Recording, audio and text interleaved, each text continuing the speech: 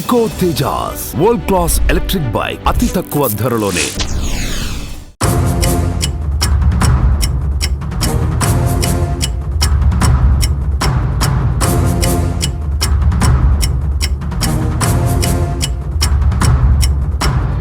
ప్రముఖ యూట్యూబర్ హర్ష సాయి పైన కేసు ఇప్పుడు 2 తెలుగు రాష్ట్రాల్లో సంచలనంగా మారింది. వివిధ మాధ్యమాల ద్వారా ప్రజలకు సేవ చేస్తున్నామంటూ గత కొంతకాలంగా యూట్యూబ్‌ల ద్వారా ఫేమస్ అయినటువంటి హర్ష సాయి పైన కేసు నమోదైంది. ప్రస్తుతం నర్సింగి పోలీస్ స్టేషన్ వద్ద మనం ఉన్నాం.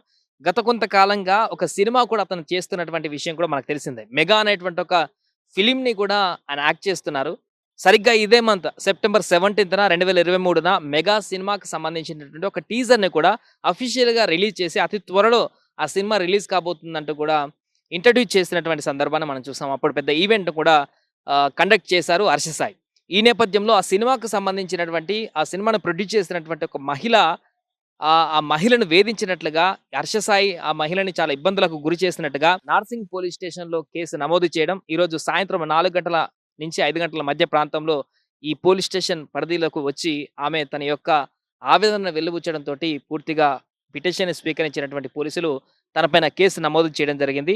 328, 376/2, 354, 376 ఎన్ సెక్షన్ల కింద కేసు నమోదు చేయడం జరిగింది. పూర్తిగా మనం చూస్తున్నాం నార్సింగ్ పోలీస్ స్టేషన్ వద్ద తాజా పరిస్థితి ఇది.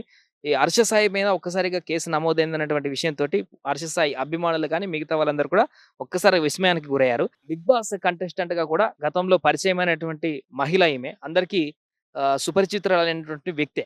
సో ఈమె హర్ష సాయితో పరిచయం ఏర్పడినటువంటి తర్వాత ఈ యొక్క సినిమాకి సంబంధించినటువంటి ప్రొడక్షన్‌కి సంబంధించినటువంటి దాంట్లో కూడా శ్రీ పిక్చర్ బ్యానర్‌లో కూడా బ్యానర్ తోటి హర్ష సాయి హీరోగా 'మెగా' అనేటువంటి మూవీని నిర్మించింది ఈమె.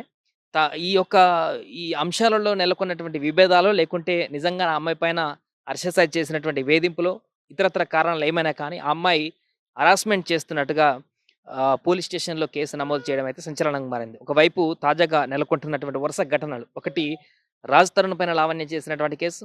అంతకుముందు జానీ మాస్టర్ పైన మరొక కొరియోగ్రాఫర్ చేసినటువంటి కేసు. తాజాగా హర్ష సాయి పైన ఇంకా ఇంకొక మహిళ తాజాగా చేసినటువంటి వరుస సంఘటనలతోటి 2 తెలుగు రాష్ట్రాల్లో ఒక్కసారిగా సంచలనంగా మారింది.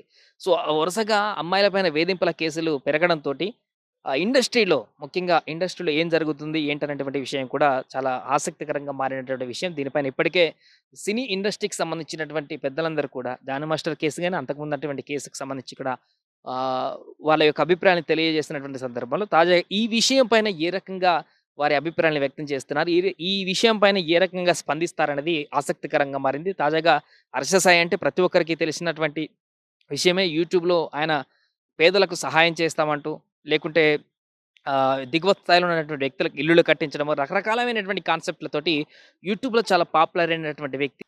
ఒక అమ్మాయి ఫిర్యాదులో ఎఫ్ఐఆర్‌గా నమోదయ్యేటువంటి ఈ కేసులో ఇరుక్కోవడం అయితే సంచలనంగా మారింది. దీనికి సంబంధించి మరి హర్ష సాయి ఇప్పటివరకైతే ఎలా స్పందించలేదు. ఏదేమైనా కూడా ప్రస్తుతం నార్సింగ్ పోలీస్ స్టేషన్ వద్ద అయితే కేసు ఫైల్ అయింది. దీనికి సంబంధించి రేపు పొద్దున ఏ రకంగా హర్ష సాయి స్పందిస్తాడనేది వేచి చూడాలి.